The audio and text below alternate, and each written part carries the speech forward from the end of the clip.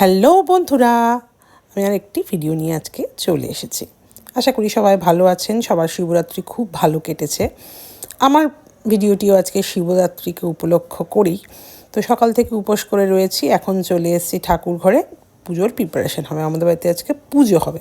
কেন হবে সেটা আমি আগে বলছি, কিন্তু কেন জানার জন্য পুরো ভিডিওটা কিন্তু অবশ্যই দেখতে হবে। যখন আমি ভিডিও করছিলাম দেখলাম আমার হাজব্যান্ড চলে গিয়েছিল রাজমহল জল নিতে এবং অমৃতিতে জল ঢেলে ও বাড়ি ফিরল। এই নিয়ে ওর 3 বছর হলো, মানে এইভাবে জল নিয়ে ঢালার চেষ্টা করে থাকার, যেহেতু বেশিক্ষণ ফাস্টিং করে থাকতে পারে না। আমি পুজোর প্রিপারেশন শুরু করলাম ছোট্ট করে, একদম ফুল ফল দিয়ে যতটুকু বাবাকে সেবা করা যায় আর কি। তো আস্তে আস্তে সব প্রিপারেশান শুরু হতে লাগলো। আমার শাশুড়ি মা কিছুটা করে গিয়েছিলো, এই যে মোটামুটি জোগাড় হয়ে গেছে, কিন্তু আমার যেখানে বাবা বসবেন ওই সেখানটা কিন্তু খালি। কেন খালি সেটা আপনারা নিশ্চয়ই বুঝতে পেরেছেন। এই যে আমার হাজব্যান্ড ধরে আছেন। আমাদের বাড়িতে যে আগে ছিল না শিবলিঙ্গ সেটা নয়, আমাদের বাড়িতে ছিল, কিন্তু সেটা খণ্ড হয়ে গিয়েছিল। তো অনেকেই বলল যে খণ্ড শিবলিঙ্গ রাখতে হয় না। তো আমরা সেটাকে মানে তখনও সেটা ছিল আমাদের সিংহাসনে, আমরা নতুন করে সেদিন একটা শিবলিঙ্গ প্রতিষ্ঠা করলাম এবং খণ্ডটা আমরা সেদিন সরাইনি, 2 দিন পরে ওটা সরিয়ে ফেললাম।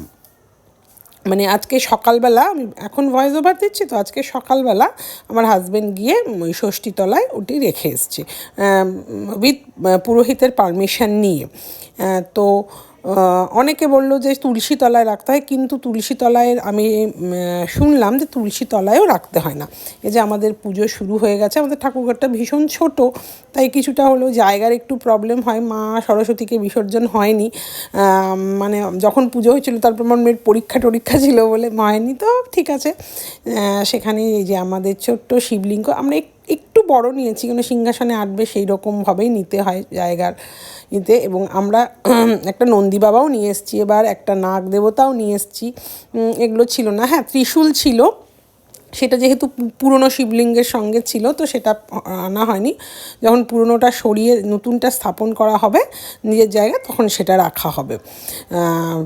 তো এই আস্তে আস্তে আমাদের পুজো হলো, আমরা প্রত্যেকে জল ঢাললাম, অঞ্জলি দিলাম এবং আমাদের পুজো আর কি সম্পূর্ণ হলো।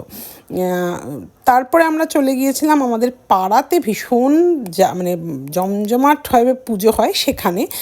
জল ঢালতে তো গিয়েছিলাম, কিন্তু যখন জল ঢালতে গিয়েছিলাম তখন কিন্তু আমি ক্যামেরা করতে পারিনি। তাই ভাবলাম যে জল ঢালার ক্যামেরা নাই বা হলো, পুজো হচ্ছে এটার ভিডিও আপনাদেরকে আমরা দেখাতেই পারি। তো তারপরে আমি এসে পুজোর ভিডিওটা কিছুক্ষণ ক্যাপচার করেছি। ভীষণ ভালো মতন পুজো হয়েছে, যজ্ঞ হয়েছে এবং পরের দিন আমাদের খিচুড়িও দেওয়া হয়েছে। সেদিন হয়নি, পরের দিন আমরা খিচুড়ি খেয়েছি, খুব ভালো হয়েছিল খিচুড়িটা। এই যে আরতি হয়ে গেল, পুজো মানে সম্পূর্ণ হয়ে গেল। মানে বিশাল বড় একটা টেনশন লাগছিল যে সব যেন ভালোই হয়। তো ভোলেনাথের কৃপাতে সব ভালোই হয়েছে। এই যে আমি চলে এসেছি আমাদের পাড়ার মন্দিরে, ভীষণ সুন্দরভাবে সাজিয়েছিল। তো আমরা আগেই বললাম যে আমরা আগেই জল ঢেলে চলে গিয়েছি, তখন আমরা ভিডিও করতে পারিনি। আচ্ছা, মাঝখানেই বলে রাখি যে আমার পেজটি এবং আমার চ্যানেলটি ফলো করবেন, আহারে পাহাড়ে পরিণীতা এরকম ভিডিওগুলো, তবে আপনারা সহজেই নোটিফিকেশানগুলো পেয়ে যাবেন। আর প্লিজ কমেন্ট করবেন, আমি খুব আশায় থাকি। 1-2 জন যারা ভিডিওতে কমেন্ট করে তাদেরকে অসংখ্য ধন্যবাদ, রিলে যারা কমেন্ট করে তাদেরকে তো অসংখ্য ধন্যবাদ, কিন্তু ভিডিওতেও কমেন্ট করবেন। এই যে পুজো হচ্ছে, বাইরে গাড়ি টাড়ি যাচ্ছে, একটু ভয়েসটা মানে ইয়েগুলো অ্যাভয়েড করবেন, বাইরের আওয়াজগুলো। দেখুন মন্দিরটাও ভীষণ সুন্দর সাজিয়েছে। এই যে আমাদের দাদাও চলে এসছে। তো এবার অঞ্জলি হচ্ছে, আরতি হচ্ছে, পরপর প্রত্যেক পুজোর যা হয়ে থাকে সেগুলো হতে থাকলো এবং লাস্টে হলো যজ্ঞ। এবার যজ্ঞর প্রিপারেশান, যজ্ঞটা এত সুন্দর, মানে এত ভালো লাগছিল যে মানে বলা যায় না, এত সুন্দর আগুনের মানে ইয়েটা উঠেছিল, দাহ মানে কী বলে ওটাকে, আমি বাংলা বলতে পারছি না ওই জায়গাটা, মানে আগুনের লেলিহানি তো বলে আর কি, জানি না, আমি বলতে পারবো না। যাই হোক, ভুলভাল হলে ক্ষমা করবেন। হ্যাঁ, তো খুব ভালো লাগছিলো, কিন্তু আমাদেরকে মাঝখানে চলে আসতে হলো, কারণ বাড়িতে সাবু টাবু মাখতে হতো। আমার হাজব্যান্ডের খিদা পেয়ে গিয়েছিলো, এতক্ষণও ফাস্টিং থাকে না, তো বললো যে চলো আমরা আধা যজ্ঞ দেখেই ফিরে আসলাম। বৌদি আমাদেরকে যজ্ঞর টিপ এনে দিয়েছিল, আমরা পরে নিয়েছিলাম। তো আমরা আধা দেখতে দেখতেই বাড়ি আসলাম। বাড়িতে এসে সাবু টাবু মেখে সেদিন আমরা সাবু কলাই খেয়েছিলাম।